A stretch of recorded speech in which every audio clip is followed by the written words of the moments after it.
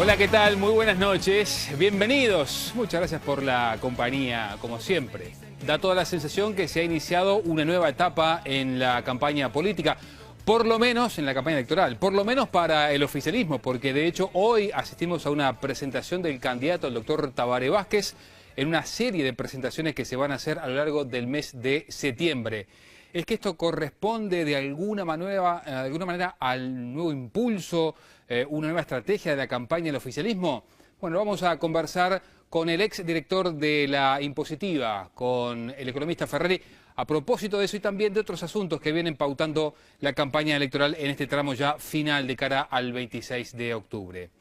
A propósito de campaña, un jugador que se ha incorporado en la misma, el PIT-CNT, o por lo menos, bueno, así lo entiende el Partido Nacional, que ha acusado a la Central de Trabajadores de inmiscuirse en asuntos de la campaña electoral. Hay un comunicado público, además de la fórmula del Partido Nacional que habla sobre este tema. Bueno, a propósito de esto, del paro que se viene, de las diferencias que hubo incluso para tomar esta medida, vamos a conversar con uno de los integrantes justamente del secretariado, también representante de la mesa representativa del PIT-CNT, con Richard Reed. Vamos a conversar en la noche de hoy a propósito de este y otros asuntos.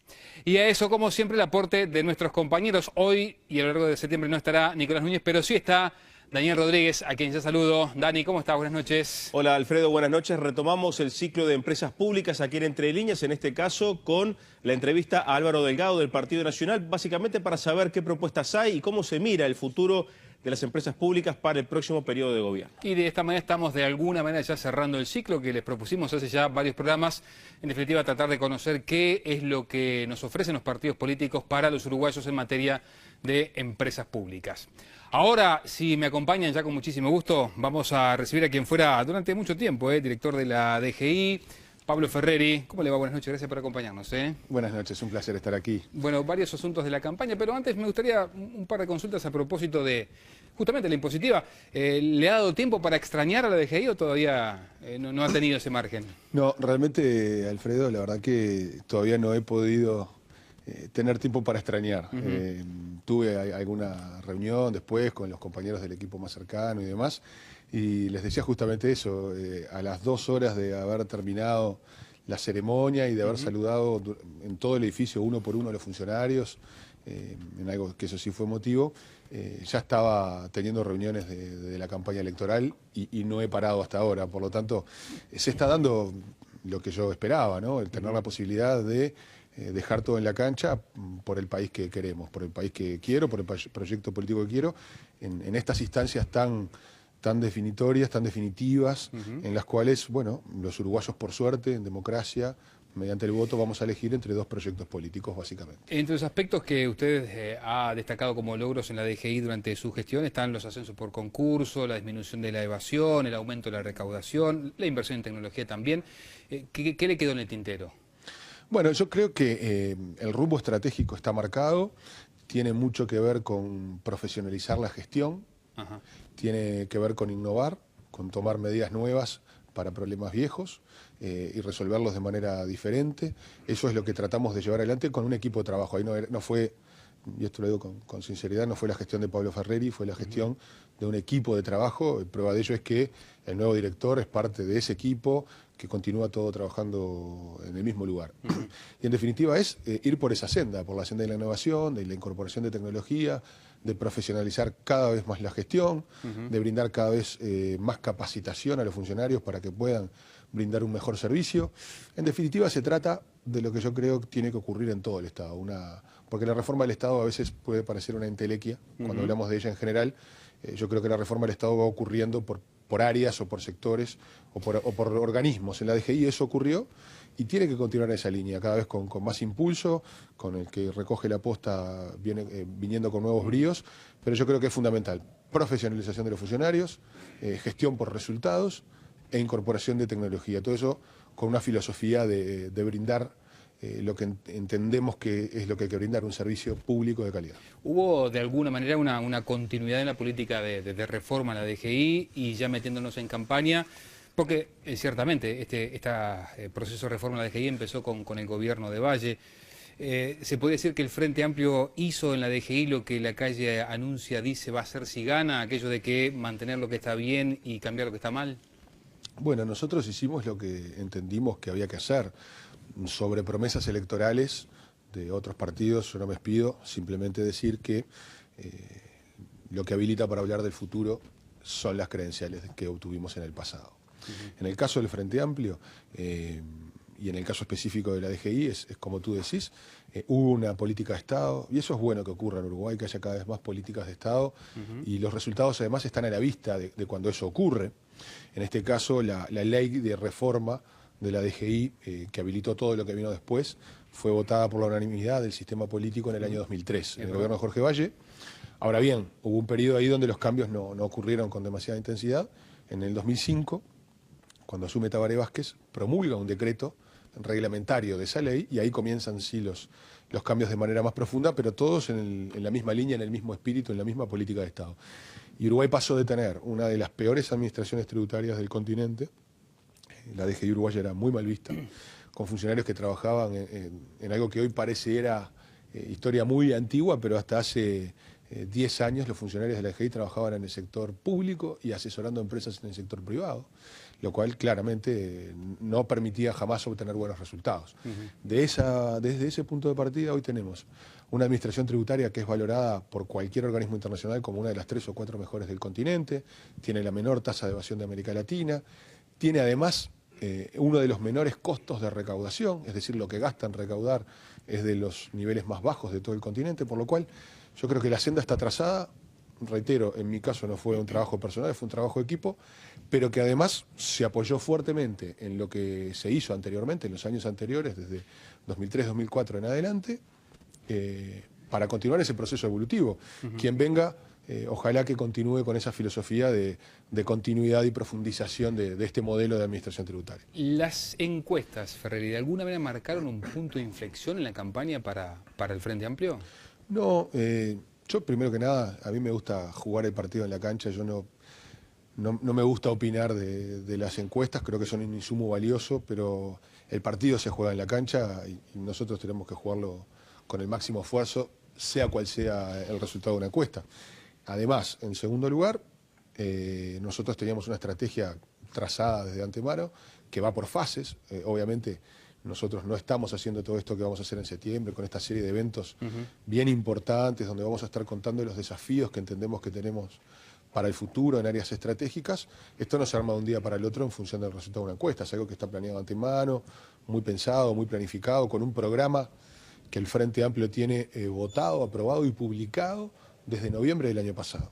Yo miraba con asombro algunas declaraciones, por ejemplo, del doctor Pablo da Silveira, diciendo que el programa del Partido Nacional se va a hacer público el 15 de septiembre, 40 y pocos días antes de las elecciones. Bueno, el Frente Amplio ha tomado esto con otra responsabilidad, con otra seriedad, ya tiene su programa de gobierno fijado de antemano, incluso antes de tener la fórmula, antes de tener el candidato. Tenemos nuestro programa y ahora vamos a empezar una instancia, luego de haber conversado con la gente en todo el país, en todos los rincones de la República, esta etapa de comunicación de las propuestas en las áreas estratégicas. Pero que usted me dice que hay una cierta irresponsabilidad por parte del Partido Nacional a la hora de ofrecer su propuesta a la ciudadanía. No, a mí me gusta hablar de lo que tiene para hacer el Frente Amplio. Lo que sí digo, Alfredo, es que un partido de la importancia y la relevancia que tiene el Partido Nacional, que lo que marcan las encuestas es quien estará pasando el balotaje al día de hoy, no tenga un programa, bueno, a mí por lo menos me llama la atención. ¿Se le va a dar una mayor dosis de marketing a la campaña del Frente Amplio? Porque se dice desde la izquierda, la campaña del Partido Nacional, en particular de Luis Lacalle Pou, es básicamente marketing, que no hay nada de fondo y entre otras cosas dicen esto, ¿no? Que no tienen programa.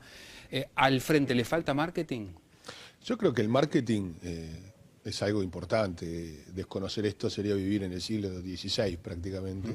Nosotros somos una fuerza política moderna y creemos que la comunicación tiene que estar dada de la mejor manera posible y para ello hay que tomar todas las herramientas en cuenta.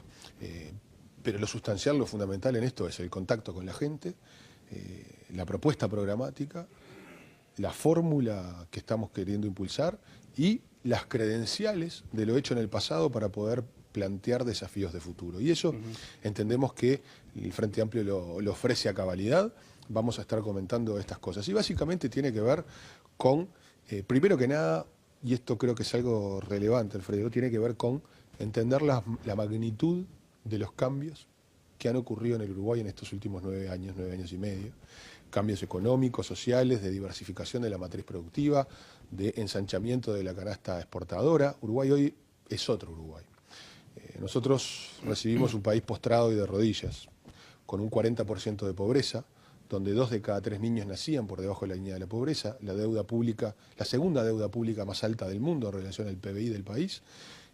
Realmente muchos indicadores muy complejos, casi un 20% de desocupación. Hoy es otro Uruguay. Y por lo tanto los desafíos de futuro son bien diferentes. Pero entendiendo algo, las políticas públicas son importantes, quienes dirigen el país tienen una responsabilidad importante en lo que ha ocurrido, pero lo fundamental es el esfuerzo de la gente.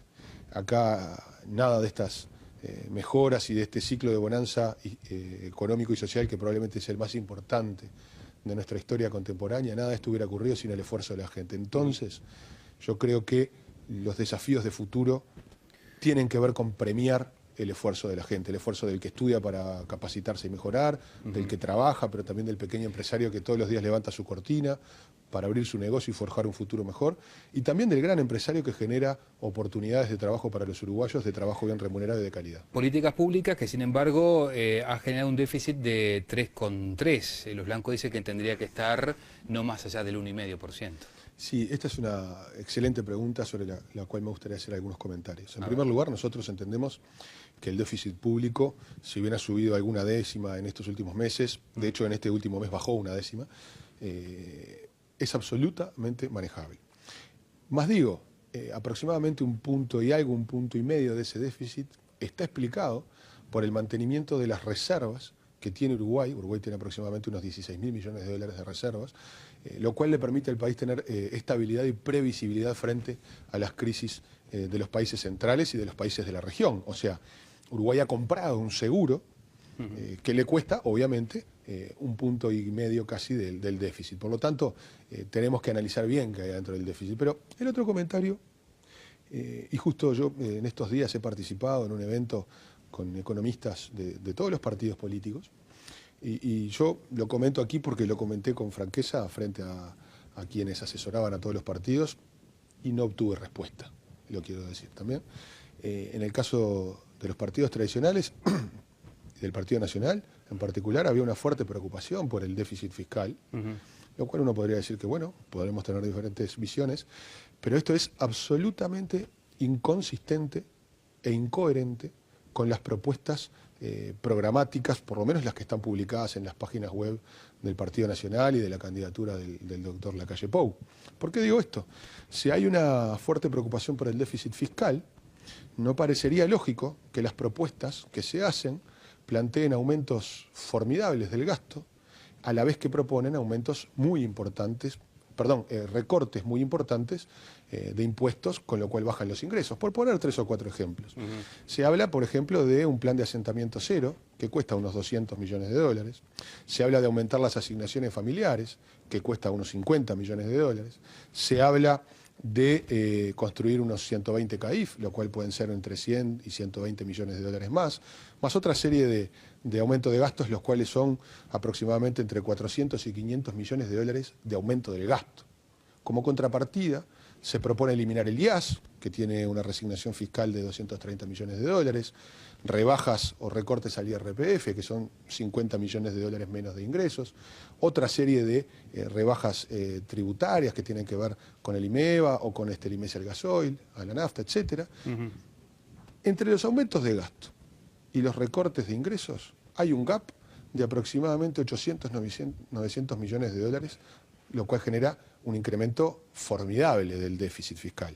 Por lo tanto, si hablas de recortar el déficit, no se puede proponer ese programa. Hay algo que no cierra, y reitero, sobre este punto no tuve respuesta. ¿No está en condiciones hoy por hoy el país desde el punto de vista económico de ir hacia esas reducciones y hacia esos gastos que propone el Partido Nacional? Bueno, la ciudadanía será quien juzgará eso. Lo que yo quiero señalar es el punto de que es absolutamente incoherente decir que el déficit fiscal es alto y proponer un programa que genera 900 millones de déficit adicional. No tiene sentido. O el déficit es manejable y se puede hacer eso, o no es manejable y ese programa no se puede aplicar. Las dos cosas a la vez. Como decía un amigo de mi barrio, chiflar y comer gofio está difícil. ¿Y qué pasa con la propuesta de eliminar del IRPF la doble tributación que ha llevado adelante el Frente Amplio? ¿Para eso sí hay margen? La doble tributación... Del IRPF. ¿En qué el caso? aguinaldo. El aguinaldo me refiero básicamente. Sí, ¿no? que no tiene doble tributación. En Está realidad se suman todas las partidas para liquidar de manera anual el impuesto. Lo que nosotros estamos proponiendo es hacer el cálculo para el aguinaldo y el salario vacacional por separado del cálculo de las demás partidas del IRPF. Eso tiene un costo fiscal, Alfredo, de entre 20 y 30 millones de dólares. Nosotros entendemos que es manejable, pero aparte nosotros no decimos que Uruguay tenga una situación fiscal complicada. Nosotros decimos que el déficit fiscal en Uruguay es absolutamente manejable. Y basta ver la historia. Ya hubieran querido los gobiernos anteriores, los que ocurrieron después de la recuperación democrática, recibir un gobierno en las condiciones fiscales como el que va a recibir el próximo presidente de la República, sea este quien sea. Habría que preguntarle al doctor Lacalle Padre cuando recibió del doctor Sanguinetti, o a Sanguinetti cuando recibió de Lacalle Padre, cuál fue el nivel del ajuste fiscal que tuvieron que hacer, que se ubicó entre 3 y 5 puntos del PIB, porque realmente la situación fiscal era muy complicada. Hoy... También es cierto que el Frente recibe el país con un crecimiento ya en 2004 por encima del 7-8%, un crecimiento en aquel momento histórico también, ¿no? El crecimiento comenzó a darse en el último trimestre del 2003 y lo hemos continuado en lo que ha sido la bonanza económica más importante de nuestra historia contemporánea. Y aquí también es importante, porque a veces escuchamos decir que esto ocurre gracias al viento de cola. Parece que la crisis de los países centrales no hubiera ocurrido, que la desaceleración de la economía regional no hubiera ocurrido, que la inestabilidad de los países de la región no existiera. Hemos tenido precios de commodities importantes en algunos casos, pero hay que mirar toda la película. Y en todo caso, ha sido una virtud de las políticas públicas, de la conducción económica, el aprovechar las cosas buenas y mitigar las cosas malas. Hacer otra cosa hubiera sido ir en detrimento de los uruguayos. Y este es un punto también, el de la fiscalidad, en el cual reitero el concepto de que es vital entender la magnitud de las transformaciones, Alfredo. Este año vamos a cumplir una década de inflación de un solo dígito. Esto no ocurría desde los años 50 del siglo pasado. Obviamente esto da previsibilidad, estabilidad, permite hacer planes de futuros en políticas macro, pero también para las familias, para los uruguayos.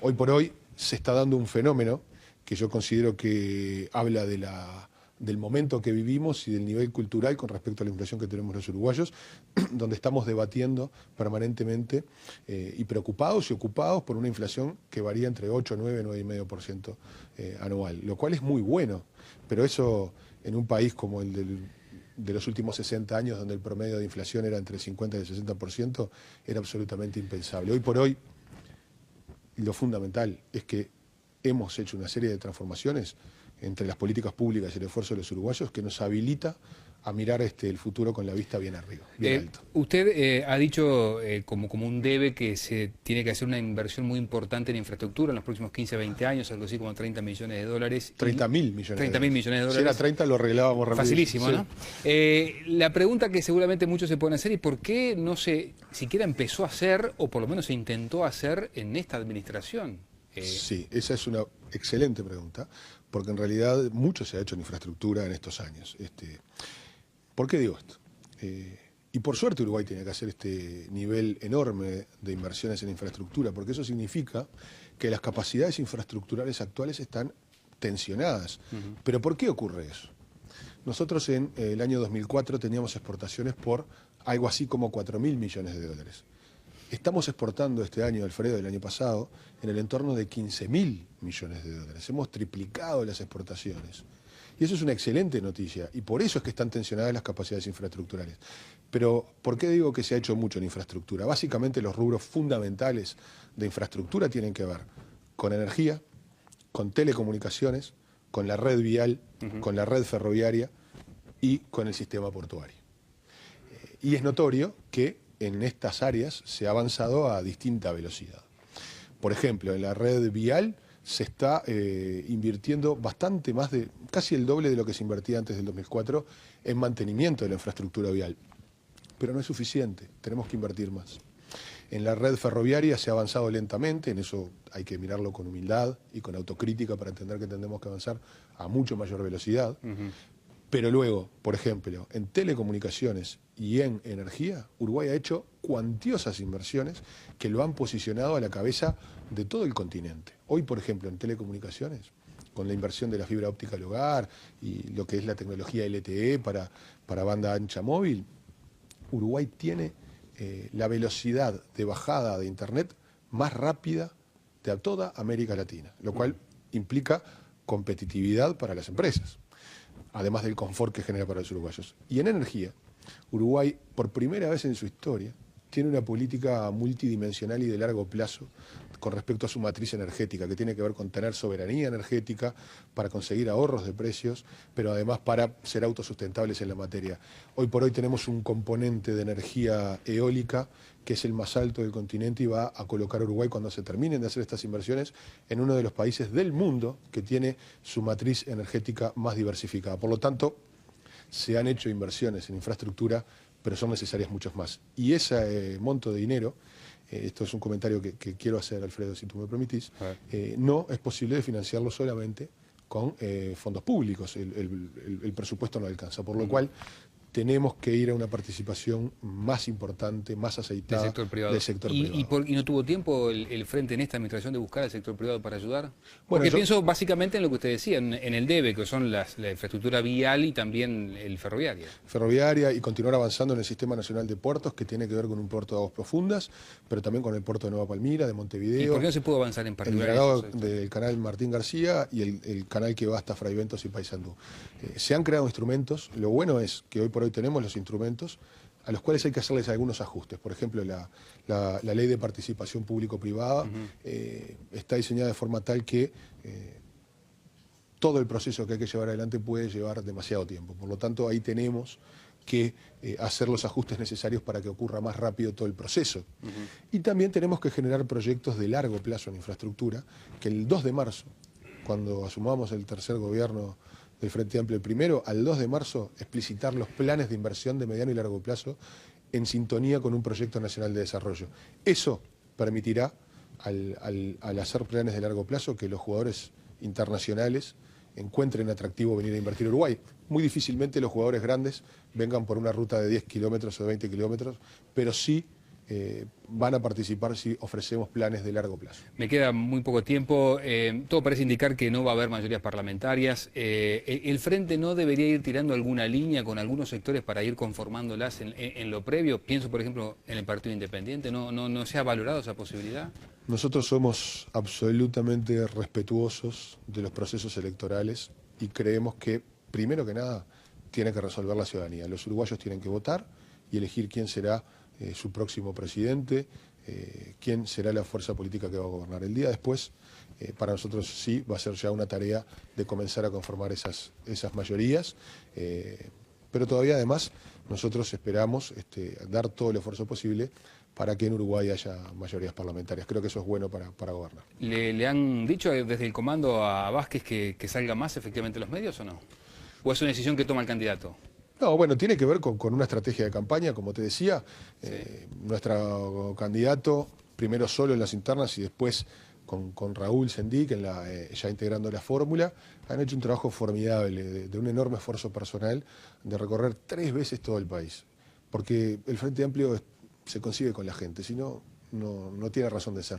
Y lo que hemos hecho es estar al lado de la gente, escuchándola, y estaba previsto en esta etapa, una etapa programática, de difusión de ideas, de los planes de futuro, y también de una presencia mediática diferente. Bien, Ferri, gracias por acompañarnos. Ha sido un placer. Amigos, hacemos la primera pausa, tras la misma hablamos a propósito de empresas públicas y qué es lo que ofrece el Partido Nacional para las mismas, y después la conversación con Richard Reed. Ya venimos. Todos me dicen que nunca voy a llegar a nada, que está probado que soy un caso